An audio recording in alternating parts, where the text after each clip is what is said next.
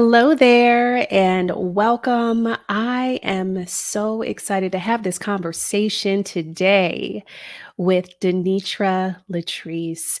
I have to tell you, I don't know all of the places our conversation is going to go today, but what I do know is that every time I am in the presence of Denitra Letrice, there Mhm. is wisdom, there is insight, there is inspiration. There are so many things that I have witnessed through conversations with her. So I'm going to stop talking and get this conversation started. So great to be with you, Dee. I am so happy to be here. So let's get in. Would love for us to start with how did you how did the roads lead you to this work that you do? It's interesting in hindsight, looking back as we often do across our lives, I can see that there was probably no other destination for my life than where I am right now. But my realization of what I was called to do, of the work that I'm blessed to be here on earth to participate in, started approximately 12 years ago. I was newly recovering from alcohol addiction and discovered that I had to get very, very clear about who I am and what I am here to do in order to stay sober.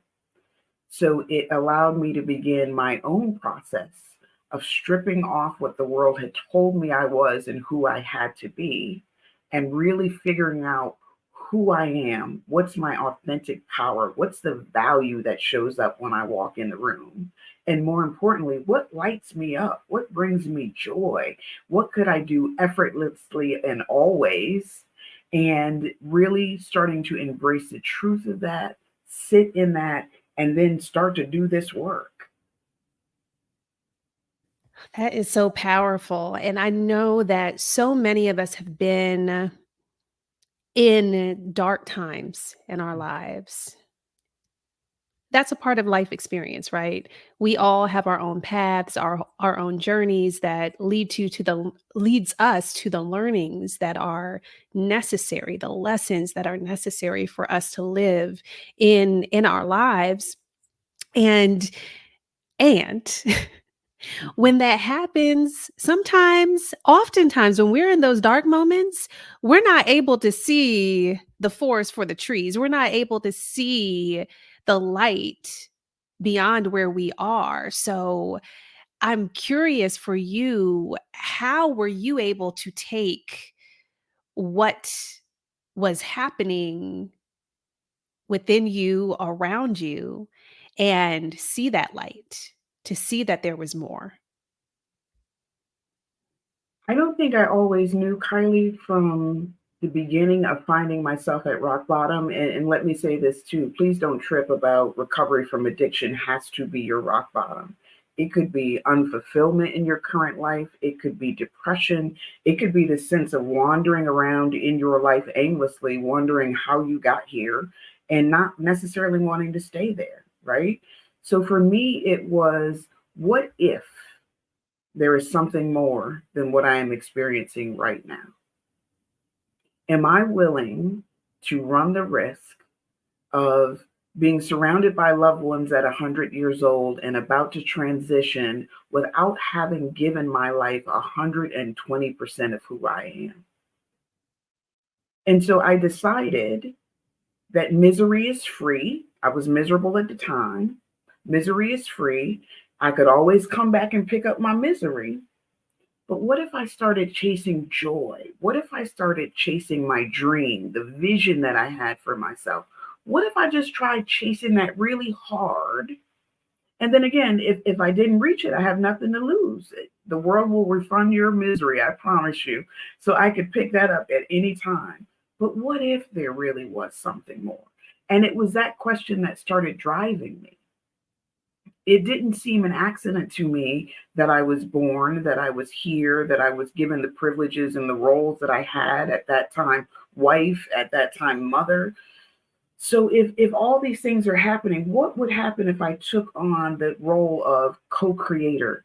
in my life with my higher power and started to test the limits. And the interesting thing, Kailei, is my road still wasn't one that was like, okay, I've come out of rock bottom and now I'm going straight forward. I did some things that didn't work out, or let me say this, I learned a little about what I don't like. So I followed the recipe. I scaled my corporate career. I found out that wasn't fulfilling for me. But while I was in there, I did notice that I would light up when I had an opportunity to mentor or coach or help people to develop. And I'm like, ooh, there might be some good information here. Let me see what it is about being able to coach people and develop people and help them to see themselves. That is a passion. And luckily, about that time, I had just met you and met some other women who were doing this same type of coaching, facilitating transformational work. And I said, yeah, that's my jam. I can do that too. And so a lot of it, I want to demystify that you suddenly get this white light moment and know what you're supposed to do with the rest of your life. That's not how it happened for me at all. It was trying new things, gathering information, and then using that to help to steer where I would go next. I love that. I truly believe that our that resonance in our spirit, that you mentioned what lights you up. We feel that knowing, right? We have that knowing through our feelings, through how it feels in our bodies. You know, doing something that is not for us feels very different than those things that are really igniting and energizing for us. And I love that you recognized that and went toward those things. I would love to hear more about the work that you do today. So, we talked a little bit about the story, but let's talk about how you do work with people and those things that light you up that led you to the actual work that you do with clients. So I am what we call a divine clarifier. Said another way, I am like a mirror that's held up to your life, excuse me, that helps you to see you, right?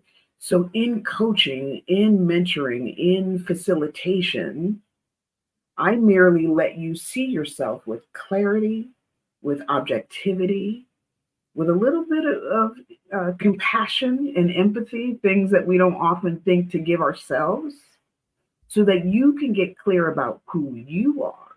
So you can see the areas that you need to heal, so that you can see the areas, more importantly, that you've been hiding.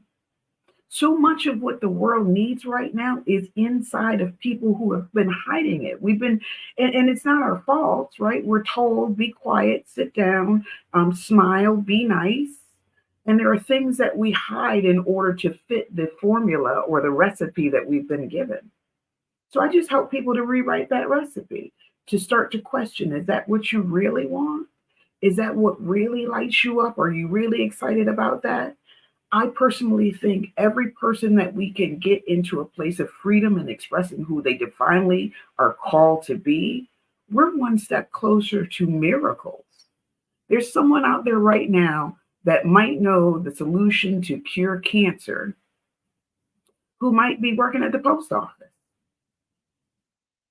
They're doing what's expected as opposed to what they're assigned to do. So my passion is about helping people to see themselves so that they can heal what needs to be healed and thrive being who they're called to be. So, why do you think not enough people, and I'm making some assumptions here, Mhm. let's assume that there are more people who are not doing what they are called to do or equipped to do than there are those who are. Mhm. And if that is the assumption, why? Why do you think that is the case? Why do you think it takes so long for us to get there? Well, I believe, and Don Miguel Ruiz talks about it in his book, The Four Agreements. I believe we're domesticated, right?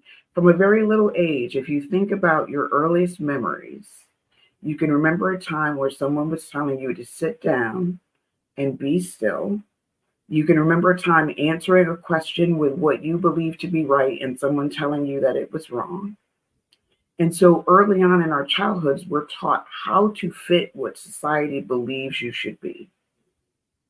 The interesting thing is, our society then goes on to celebrate the people who didn't conform to who they were told to be. Perfect example is Einstein was ejected from the eighth grade because his teachers thought he was adult minded because he thought so radically. Imagine if he had gone on to be a sheep herder, right? Wow. Yes. Imagine if Dr. Martin Luther King had decided that he wasn't going to come forward and start working with the civil rights movement because there was a choice. He was asked, where would we be? Right? So, even thinking about the number of people who have led the United States, specifically, I'm thinking about Barack Obama. Michelle had some reservations, First Lady Michelle Obama, about her husband and her family being exposed to what she knew they would be exposed to. Imagine if she told him, "No, Barack, I'm not willing to think that far outside the box." Where would we be? They called Henry Ford crazy when he said, "One day everyone will be able to have a car of their own." They called him crazy. So, how many things, and I should point this out, a lot of that internalized domestication stops being something that someone is telling you, and it is the tape that you play to yourself. So you're thinking things like, what if I had a diversified wealth portfolio so that when charities come that I believe in, I could donate freely without hesitation? And there's a voice in there that says, "Oh, you're greedy, you're wealth minded, you don't care about people, you're not a good person because rich people are not nice people." Do you see how it winds up actually penetrating everything in us? So I'm here as a disruptor as well to help you challenge where those stories came from. What about the stories that we write also based on the facts that we see? Humans are such geniuses. I love us so much. We see a series of facts, and if we don't have a story given to us, we begin to create one, right? So we look at, let's take myself for an example. I am a Black woman. I've been writing short fiction since I was in the fifth grade. I did not discover Toni Morrison and Maya Angelou until my freshman year in college. And so I'm writing this whole time because I needed to write. And it wasn't until someone showed me Toni Morrison had won a Pulitzer Prize that suddenly I understood this is more than something I can do. This is something I can do well and be honored for. So let's disrupt some of the shackles that we've put on our own beings and who we are. Let's disrupt who the world told us we want to be and start to ask the question, what if I threw my whole self into myself for the rest of my life? That's exciting. That's exciting. Whew, let's say that again. Say that one more time. What if What I if threw my whole self into myself for the rest of my life? wow. Kylie, the interesting thing is, so I'm a mom, you know that, and I adore being a mother. It is a great joy of mine, and I believe it's part of my calling. But if I was in the experience that I didn't know how to be what I couldn't see, me telling my daughter that she can be anything in the world she thinks of, she's not going to take that as a belief in her life if she sees me playing small. So, in addition, by modeling being my whole biggest self, chasing my dreams, giving 125% of me to me, I'm now giving her permission to do the same. I'm giving her children that aren't even born yet, aren't even a thought yet, the permission to do the same. So my one radical investment in being my true self is now impacting generations and those around us. Oh, that's so good. That is so good. And this is why, we at the Asbury Group are so focused on human centered, whole person transformational experiences. Because if we as leaders, if we are focusing on our whole complete selves, not the fraction of ourselves that we, show up at work as our representative, that, professional self. No, we are a whole person. When we can do that, when we can see ourselves and each other as human beings and say Mm-hmm. yes to that, that's how transformation takes place, not only within us, but demonstrating ourselves, like stepping into the fullness of who we are, Mm-hmm. showing that to other people. When we do that, that's how organizations, teams, communities, governments transform. I love that. I love that recognition. Can I tell you, Kylie, too? So over my 2.5 decades in corporate America, I did what most people are taught to do. I showed up as my work self. You know, the person you pull out to go on the interview, and the hair is perfect, and you're looking to get the right answers to the questions. So you practice and practice and practice.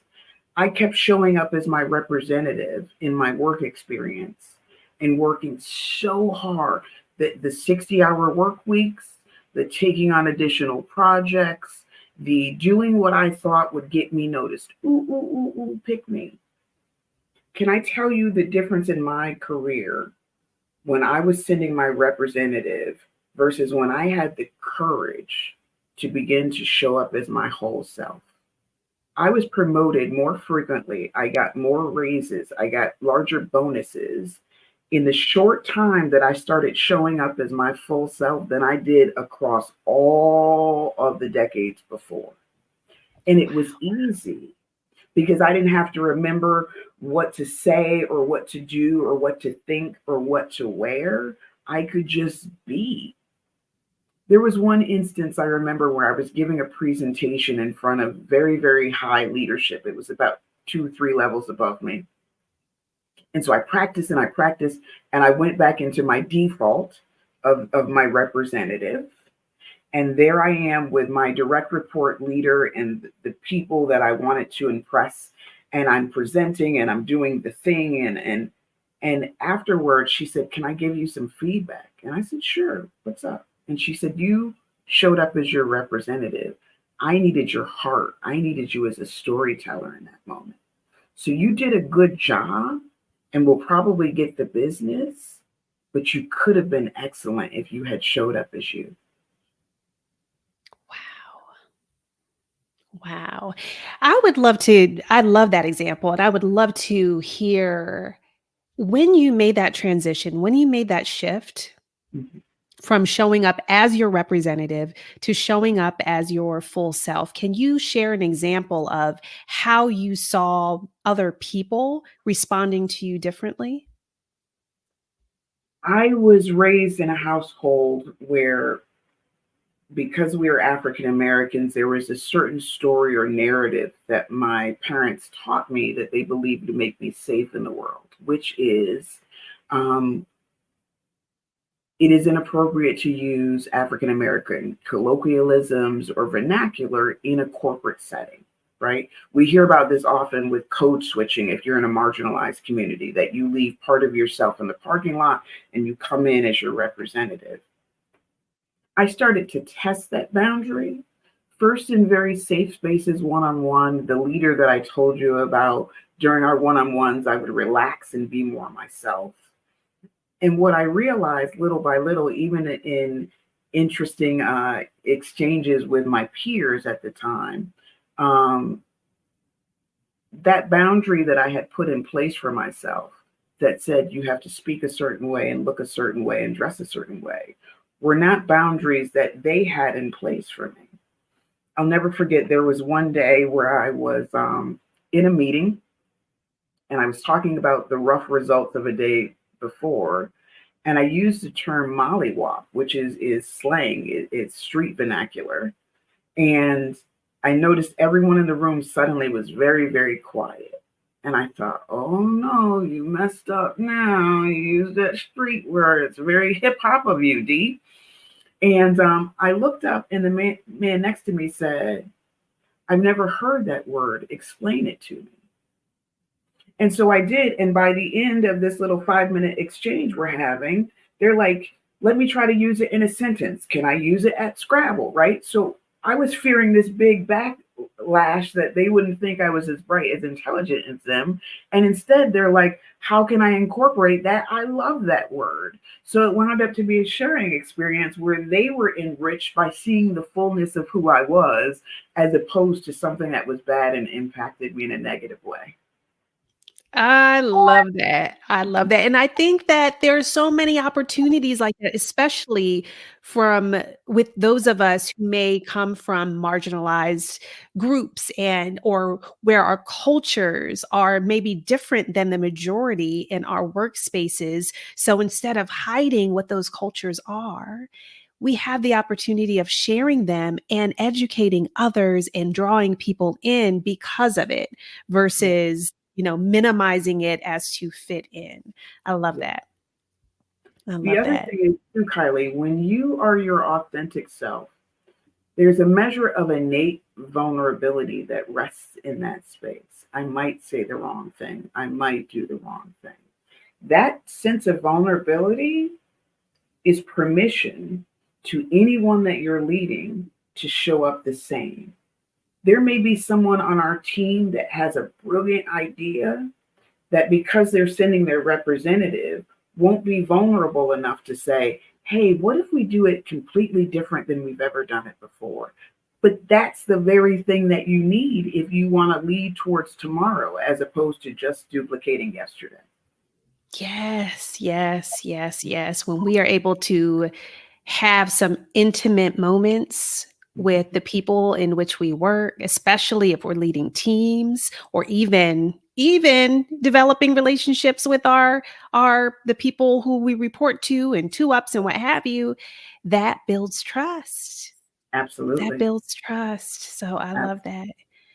Well, you do a lot of coaching and facilitation, and I know that you are a beloved executive coach and facilitator, and would love to hear some of the common what are some of the common things, common roadblocks or barriers that you see with people in their professional and leadership journeys? the largest one is, I think, over and over, across gender, across race, across all of those other things we use to differentiate ourselves. The most common is giving yourself permission to create the life you really want. Many times in an initial session, I'm trying to get at, what are your goals? What are we going to work together? What can I hold you accountable on? And oftentimes, people haven't even taken a moment to say, this is what I really want out of life. Without knowing where we're starting from, it would be like Waze not giving you your little car to tell you how it's going to get you there. So ultimately, don't worry about the how you get there. It's, where are you starting, right? Where is life right now? Is it what you would like to look like? What I find is most adults are still running off of the old instructions, the old recipe, the domestication. So they haven't even started to define, what if time, money, resources, your roles were stripped away? None of that was a barrier. What would you want your life to look like? People have such difficulty answering that question, Kylie, that it generally turns into a full session in and of itself. Give yourself permission to declare. You don't have to do anything about it yet. You don't have to make a movement. You don't have to go get it. Just give yourself permission to declare what you want your life to look like. Full stop. Just give yourself permission to do that. Write it down, sit with it. I think that is the one thing that's been most surprising with me. Specifically, I also coach non marginalized communities, and it's prevalent across all. Everyone struggles to say, this is what I want for my life. Who that hits me deep too. I remember one time soon after I got married, probably at least 10 years ago. And I was reading a book, and a part of the book was, and I think it was Tony Robbins, one of Tony Robbins' books. And he was asking the question around designing your ideal life. And I had such a difficult time because it wasn't that I didn't have an idea of what that looked like, but I Mm-hmm. started saying, well, what if, what if, what if? And well, will my new husband want the life that I want? So I froze, which is such a fear response, right? It's a survival Mm-hmm. response. So luckily, I was able to get there with time, but I love that acknowledgement of sitting with it, giving yourself permission to ask that question and answer that question. And even if there are emotions and feelings coming up, sitting with it, acknowledging it, capturing what comes up so that you can move past it. So I'll tell you, this is a practice that I work on every single day, just writing it down. And for me, my chatter comes up and starts telling me the possibility of what I'm believing, right? So, in the area of, say, what I want my business to do, I'll write a number, and my inner critic shows up right here, like in the old cartoon, sits right here and goes, ooh, I don't know if you can get that because this way, and ma'am and sir, I'm not asking you to figure out the how right now. In my beliefs, the how is God's business. I reserve that for the universe, for my higher power. The what is my business. And if we're co-creating with the universe the life of our dreams, then I'm only responsible for my part. There's some times in my life though where it just clicks and I'm clear about it. So for example, I newly owned my home. I purchased my home in 2019 before the real estate market went up. And I was very grateful. I was in a very peaceful place. I was in my kitchen putting away the dishes out of the dishwasher. And I had a conversation with my higher power in my mind. And I said, I'm really grateful to be in this house, but I'm not going to be house poor. So I'm going to need to be financially stable enough to do the things that I want to do while I'm in the house. And I went on to the next task. It might have been putting away groceries and making dinner, and I never gave it another thought. And literally within 6 months' time, I had two raises and a bonus because my part was just the what. I didn't think about the how. I didn't start buying scratch off tickets. I didn't start playing the lottery. I said, this is what I want my life to look like. And the universe replied. So I'm going to encourage you, if you're listening to me, just focus on the what your life is supposed to look like and stop worrying about the how. That is surrender right there. That is surrender. That is surrender. Oh, that's so good.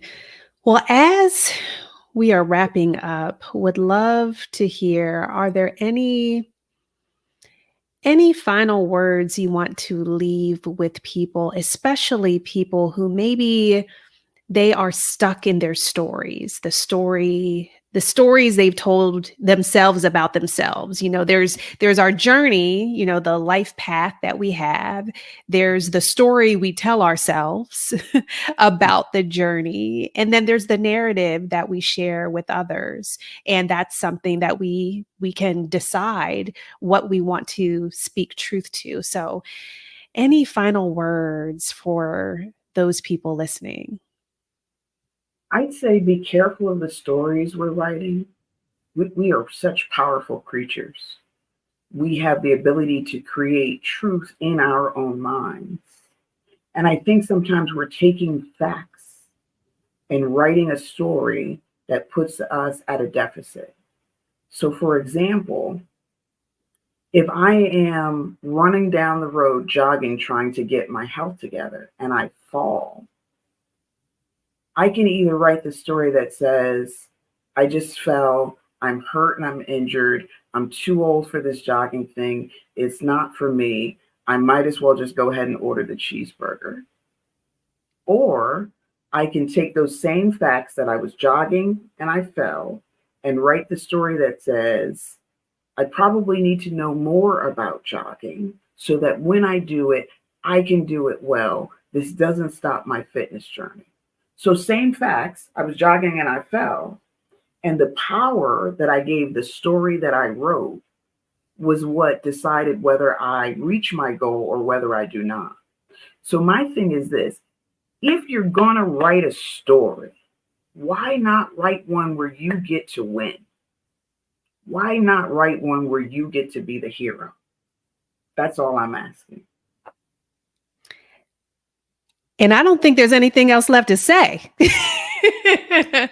A beautiful note to end on. Thank you so much, Denitra Letrice, for I knew it. I knew it. The wise words always come, always come. So thank you for sharing your heart and your story and your wisdom with us today. Thank you so much for having me.